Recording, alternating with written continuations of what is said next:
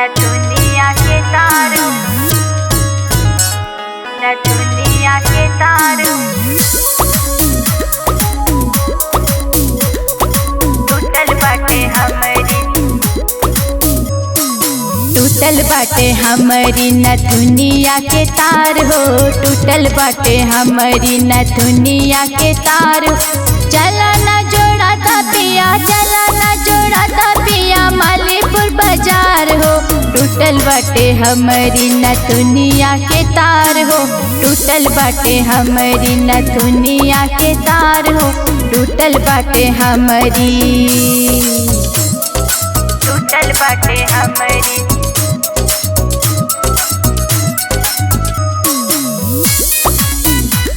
न दुनिया के तारू,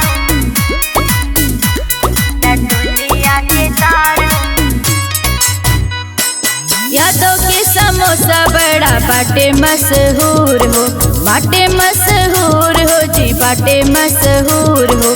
चटनी के साथ खाए जाई भरपूर हो, जाई भरपूर हो जी, जाई भरपूर हो। यादों के समोसा बड़ा बाटे मशहूर हो, चटनी के साथ खाए जाई भरपूर हो। बगल में बाटे वही पंत सोनार हो। चला ना जोड़ा दा पिया मालीपुर बाजार हो, चला ना जोड़ा दा पिया मालीपुर बाजार हो। चला ना जोड़ा दा, टूटल बाटे हमारी।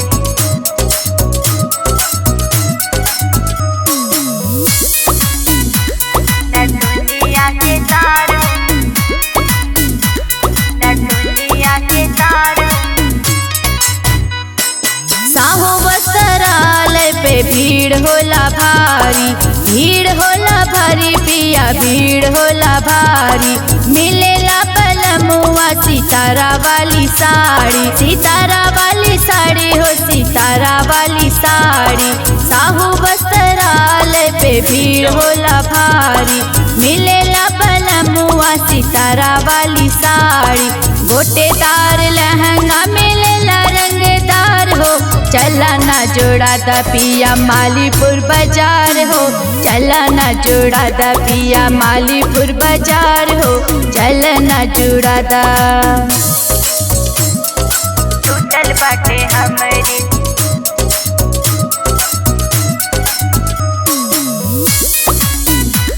न दुनिया के तारू, न दुनिया के तारू।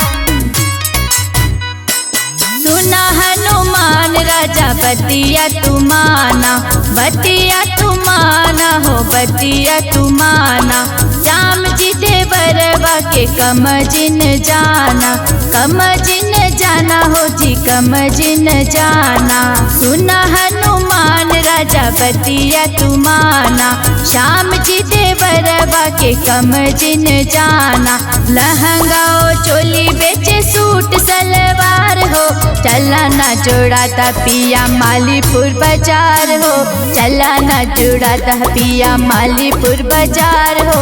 चला ना जोड़ा दा, अरे चला ना।